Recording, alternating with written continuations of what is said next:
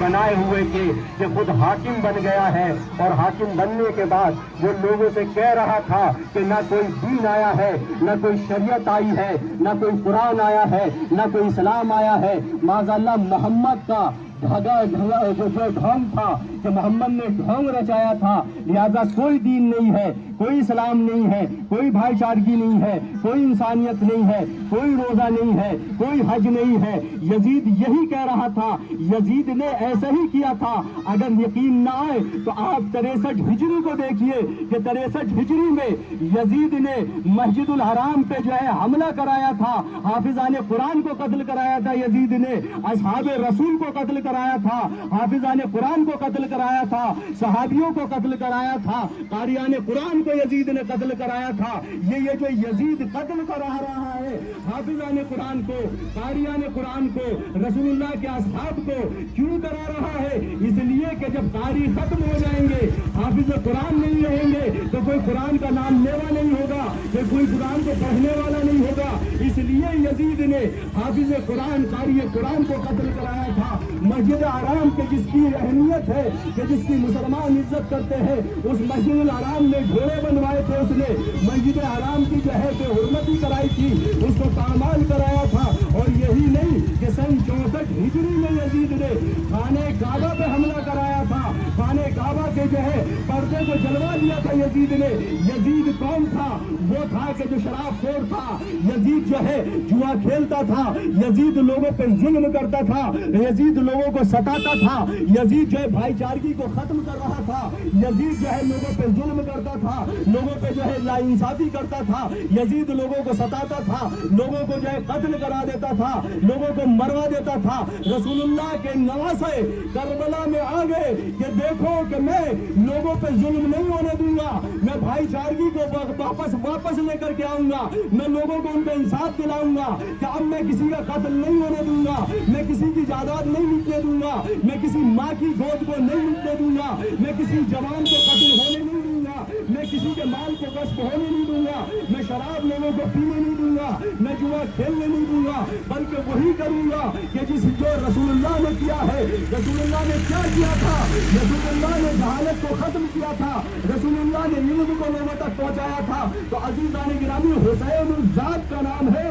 کہ جس نے انسانیت کی خاطر اپنی جان دی تھی، کہ جس نے لوگوں کے لیے، انصاف کے لیے، لوگوں کے لیے جان دی تھی۔ حسین الذات کا نام ہے کہ جہاں ظلم ہو رہا تھا، حسین کربلا میں ظلم کو ختم کرنے کے لیے آئے تھے۔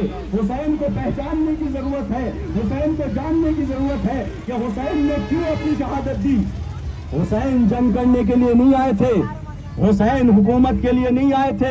اگر کوئی حکومت کرنے کے لیے آتا ہے اور اگر کوئی جنگ کرنے کے لیے آتا ہے تو اپنے ساتھ فوجی لے کر کے آتا ہے، اپنے ساتھ جوانوں کو لے کر کے آتا ہے، اپنے ساتھ فورس کو لے کر کے آتا ہے۔ حسین کے ساتھ کوئی فورس نہیں تھی، حسین کے ساتھ کوئی جوان نہیں تھے، حسین کے ساتھ تربیت یافتہ فوجی نہیں تھے۔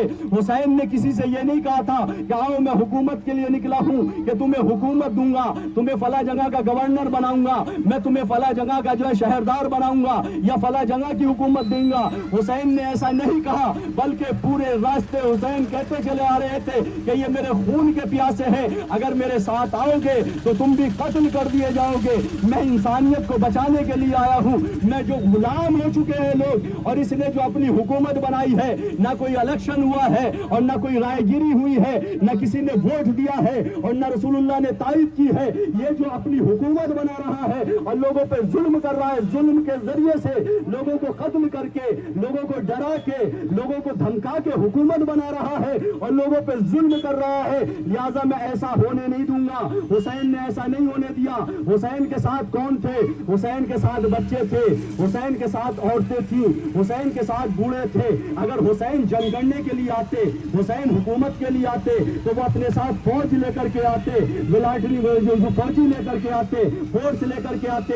حسین फोर्स लेकर के नहीं आए, इसलिए कि हुसैन हक का साथ देने के लिए, हुसैन इंसानियत के लिए आए थे। मगर यजीदी जो लश्कर था, इधर यजीद का लश्कर लाखों में था, जहां फौजी थे, तलवारें थी, असलाह था, और वो फौजी कर क्या रहे थे? वो असलाह लेकर के आ रहे थे, क्या कर रहे थे? वो हुसैन के छोटे से लश्कर को, कि जिसमें 72 थे, कि जिसमें बच्चे भी थे, बूढ़े भी थे, औरतें भी थी, चंद जवान भी थे, ऐसे को लेकर के हुसैन आए थे।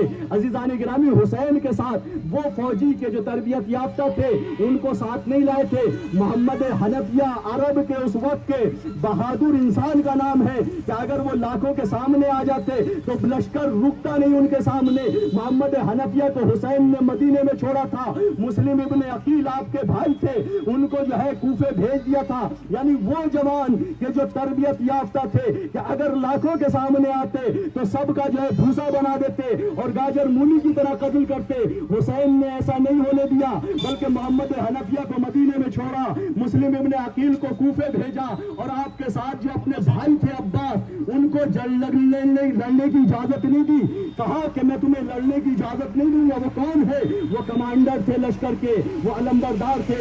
आप जो ये अलम देख रहे हैं, उसी की अलामत है, वही परचम है कि जिसको लेकर के हम आए हैं। कि हुसैन ने अपने भाई से कहा कि तुम मेरे लश्कर के अलमबरदार हो, इजाजत नहीं दी कि तलवार लेकर के मैदान में जाए, बल्कि कहा कि तुम्हें इजाजत नहीं है, बल्कि टूटा हुआ नेजा लेकर के वो बहादुर भाई मैदान में आया था, ताकि भाई जंग न करे, भाई नक्शा न बदल दे। अगर ऐसा हो जाए तो लोगों तक हकीकत ना पहुंचेगी, लोगों तक इंसाफ नहीं पहुंचेगा। अरे ऐसा ही हुआ कि भाई को भी कत्ल कर दिया और अल्लाह ने इंसानों को आजाद कर दिया। यही आजादी है, यही करबला है। गुफ्तगू तमाम कर रहा हूं कि इस करबला से दुनिया ने दर्श दिया है, दुनिया ने दर्श लिया है। महात्मा गांधी कहते हैं कि हमने हिंदुस्तान को जो आजाद कराया है, अंग्रेजों के हाथों में हिंदुस्तान था, हमने करबला वालों से दर्श लिया है। हमने करबला वालों से दर्श लेकर के तब हम अपनी तहरीक को लेकर के आगे बढ़े हैं। महात्मा गांधी कहते थे कि वो 72 होकर के अपने आप को कुर्बान करके तब लोगों को आजाद करा सकते हैं। तो क्या हम हिंदुस्तानी, अरे इतनी बड़ी तादाद अपने मुल्क को आजाद नहीं करा सकती? नारे हैदरी! गांधी जी ने करबला से दर्श लिया, उन्होंने करबला से दर्श लेने के बाद हिंदुस्तान को आजाद करा दिया। हिंदुस्तान उस वक्त गुलाम था, अंग्रेजों ने गुलाम बना रखा था और हिंदुस्तानियों पे जुल्म करते थे, बर्बरियत करते थे, उनसे नाइंसाफी करते थे। महात्मा गांधी जी ने जो है उस बर्बरियत को और जुल्म को खत्म किया और हिंदुस्तान को आजाद करा दिया। और हिंदुस्तान के सबसे पहले सदर कहते हैं कि हुसैन किसी कौम की मिल्कियत नहीं है, हुसैन किसी खानदान की मिल्कियत नहीं है, हुसैन फकत मुसलमानों के हुसैन नहीं है, हुसैन अरबों के हुसैन नहीं है, बल्कि हुसैन तमाम कौमों के हुसैन है। अरे सब के हुसैन है कि जो आजाद है हुसैन उसके है, जिसका ज़मीर जिंदा है हुसैन उसके है।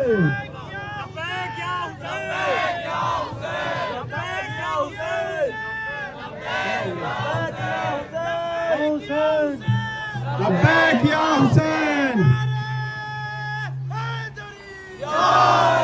लब्बैक या हुसैन, लब्बैक या हुसैन, लब्बैक या हुसैन, लब्बैक या हुसैन, हुसैन हुसैन।